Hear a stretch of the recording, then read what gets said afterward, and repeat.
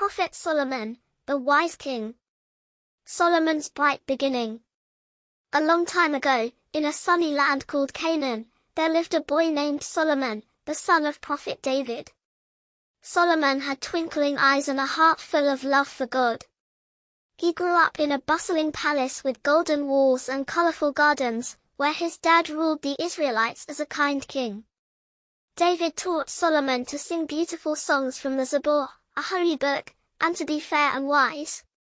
Always thank God, David said, and he'll guide you. Solomon loved listening to his dad's harp and watching sheep graze on green hills.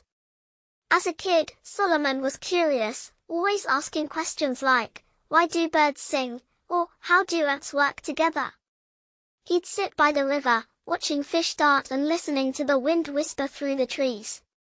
One day, while helping his dad judge a dispute, Solomon suggested a fair idea to share crops between two farmers. David smiled, "You're wise, Solomon." God saw Solomon's kind heart and chose him to be a prophet and the next king, giving him special gifts no one else had. Solomon's amazing gifts. When Solomon grew up, God made him king and gave him powers that sparkled like magic. First, God let Solomon understand animals. One day, while walking in the desert, Solomon heard tiny voices. He looked down and saw ants marching in neat rows. "Hurry, friends," an ant said. "Hide from the big feet." Solomon laughed, "Don't worry, I won't step on you." The ants gasped, "You hear us?" Solomon said, "God gave me this gift to care for you." The birds chirped, "Solomon's our friend," and flew in circles above him.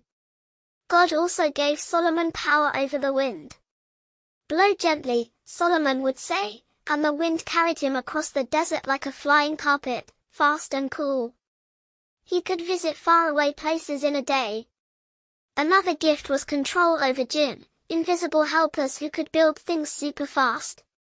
Solomon said, "Build a shiny palace for God's people." And the jinn stacked stones quicker than a blink, making towers that gleamed under the sun. Solomon always thanked God, saying, "You're the best, God." Solomon and the talking hoopoe. One day, Solomon gathered his army of people, animals, and jinn to pray together. He noticed a little hoopoe bird, with a fancy crest, was missing. "Where's my hoopoe friend?" Solomon asked. Soon, the hoopoe flew back, flapping excitedly. "King Solomon," it chirped. "I found a faraway land called Sheba, ruled by a kind queen. Her people pray to the sun, not God. I told her about you." Solomon smiled, "Good job, hoopoe. Let's invite her to learn about God." Solomon wrote a letter, "Dear Queen, come visit and worship the one God who made the sun." He tied it to the hoopoe's leg, and off it flew to Sheba. The queen, who lived in a palace with golden thrones and sparkly fountains, read the letter and said, "This Solomon sounds wise. I'll send gifts to test him." She sent camels loaded with jewels and gold. Solomon looked at the gifts and said, "God's love is better than all this treasure. Tell your queen to come herself." The queen's big visit. The Queen of Sheba arrived with a grand parade, her camels jingling with bells. Solomon welcomed her to his palace, which shone brighter than hers, with floors so clear they looked like water. She gasped, thinking she'd step into a pool. Solomon chuckled, "It's just shiny stone." The queen asked Solomon tricky questions, like, "How do stars stay in the sky?" Solomon answered wisely, "God holds them up with his power." She was amazed at his knowledge and his kind heart. Solomon showed her his animal friends. The ants marched in a line, saying, "We help Solomon."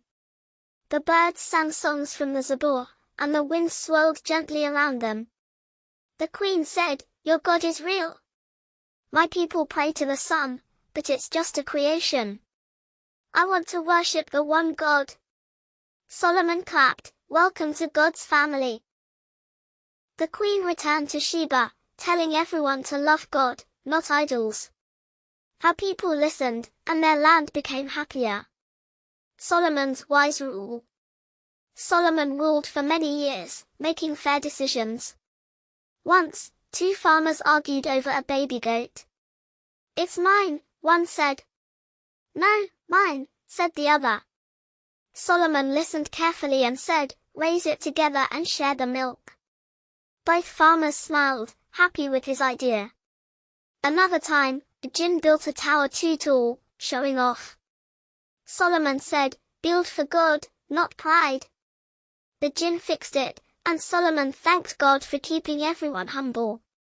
Satan tried to trick Solomon's people, whispering, "Keep your treasures." But Solomon taught them to share, saying, "God loves givers." He'd sing Zabur songs under the stars, and even the mountains seemed to sway with joy. When Solomon grew old, he prayed, "God, keep my people safe." God loved Solomon's kindness and made his kingdom strong.